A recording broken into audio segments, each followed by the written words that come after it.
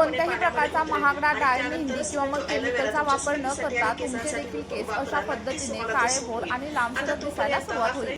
जर तुमचे सुद्धा केस अकाली पांढरे व्हायला सुरुवात झालेली असेल, केस भरपूर प्रमाणात गळत असतील, वेणी खूप जास्त पातळ झालेली असेल आणि केस गळून गळून आता टक्कल पडेल की काय अशी भीती देखील तुम्हाला वाटायला लागलेली असेल, तर आपल्या किचनमधील अगदी साध्या 2 ते 3 गोष्टींचा वापर करून आज आपण एक घरगुती उपाय बनवणार आहोत, जो तुम्ही अगदी लहान मुलांपासून ते मोठ्यांपर्यंत वापरू शकता।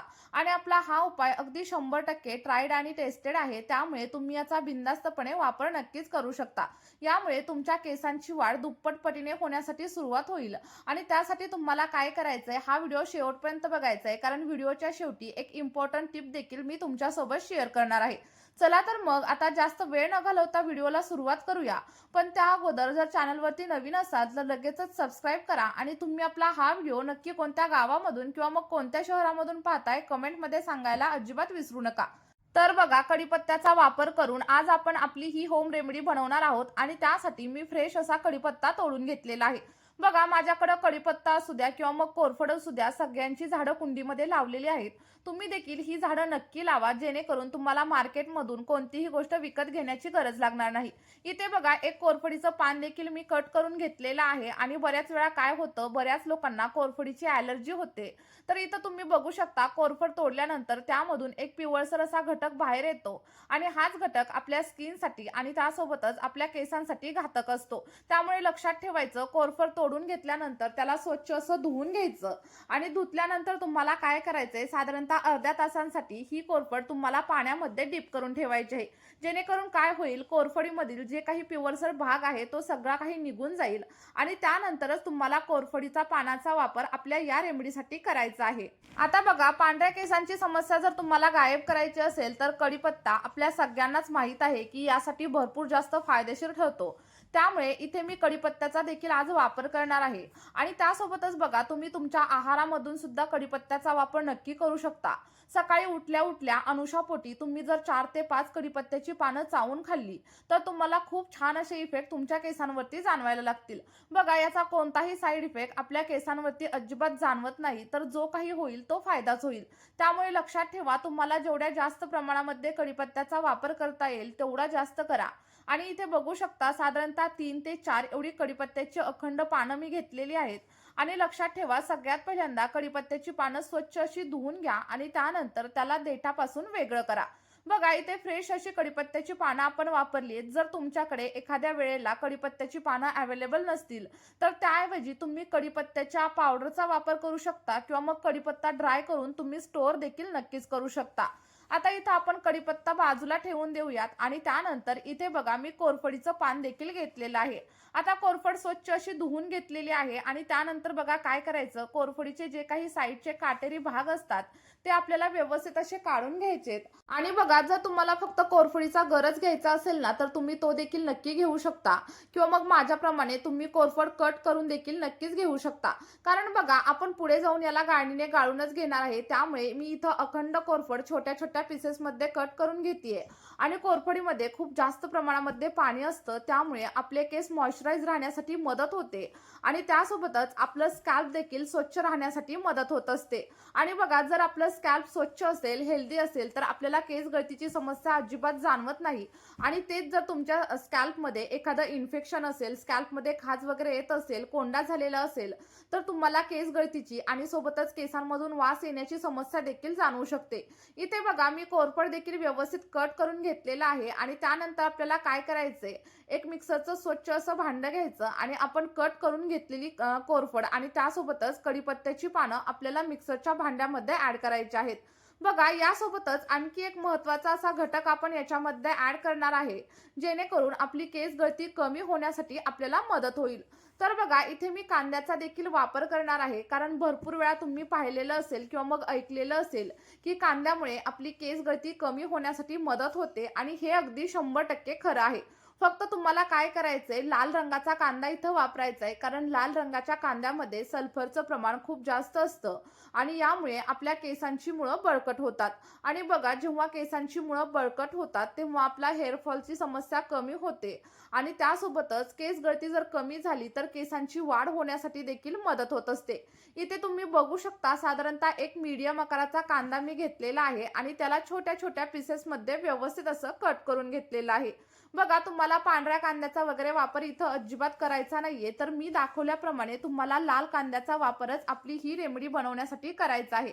आणि बघा, कांद्यामध्ये जे काही सल्फर असतं किंवा मग अँटीऑक्सिडंट असतात, यामुळेच आपली केस गळती कमी होण्यासाठी आपल्याला फायदा होत असतो. इथे तुम्ही बघू शकता, मी सगळा काही कांदा व्यवस्थित असा कट करून घेतलाय. तुम्हाला ज्या पद्धतीने कांद्याला कट करायचं असेल ना, त्या पद्धतीने छोट्या किंवा मोठ्या आकारामध्ये तुम्ही कट करून घेऊ शकता, जेणेकरून तुम्हाला हे बारीक करायला अगदी इझी जाईल.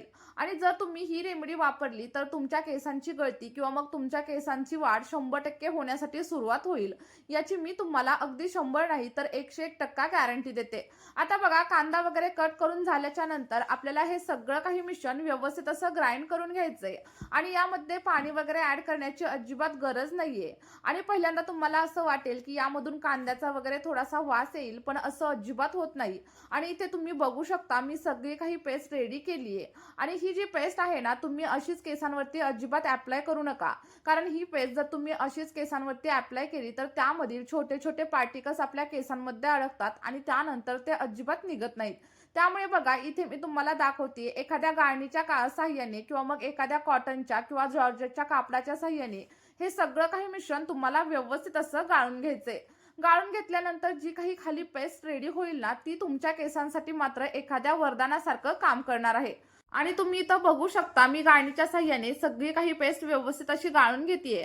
आणि बघा, पेस्ट गाळून घेतल्याच्या नंतर आपलं लिक्विड कन्सिस्टन्सीमध्ये एक सिरम तयार होतं आणि हे जे सिरम आहे ना, ते आपल्या केसांच्या मुळांमध्ये अगदी खोलवर सहजपणे जातं आणि त्यामुळे आपल्या स्कॅल्पमधील घाण असू द्या किंवा मग एखादं इन्फेक्शन असू द्या, हे सगळं काही कमी होण्यासाठी मदत होत असते.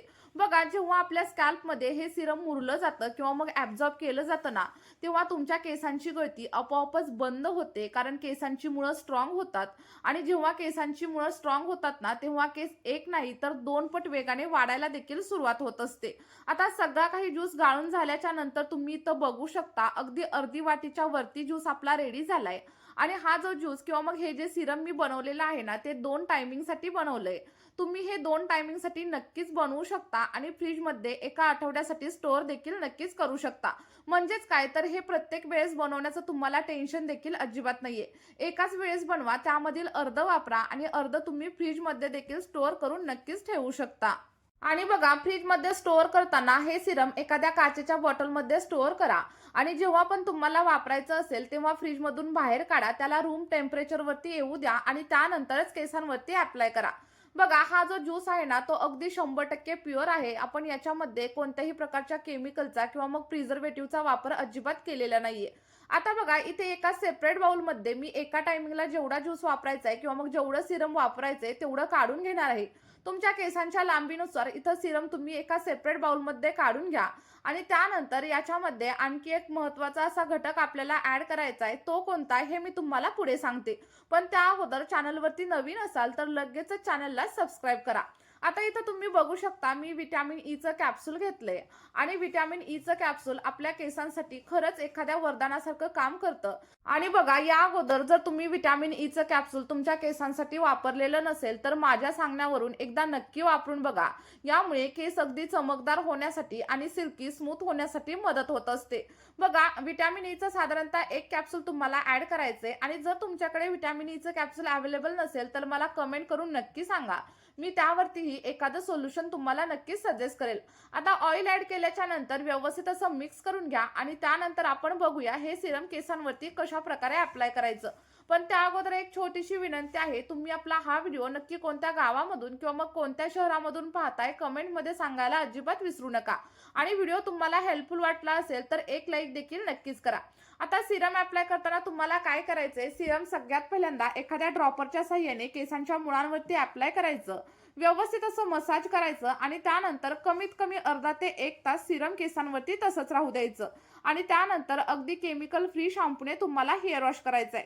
बघा, आठवड्यातून फक्त 2 वेळा सलग 2 ते 3 महिने तुम्ही हे सिरम वापरून बघा आणि त्यानंतर तुम्हाला इतके छान असे रिझल्ट भेटतील की तुम्ही कमेंटमध्ये येऊन मला थँक यू बोलल्याशिवाय अजिबात राहणार नाही. चला तर मग नक्की ट्राय करा आणि रिझल्ट कमेंटमध्ये शेअर करायला विसरू नका. Bye bye.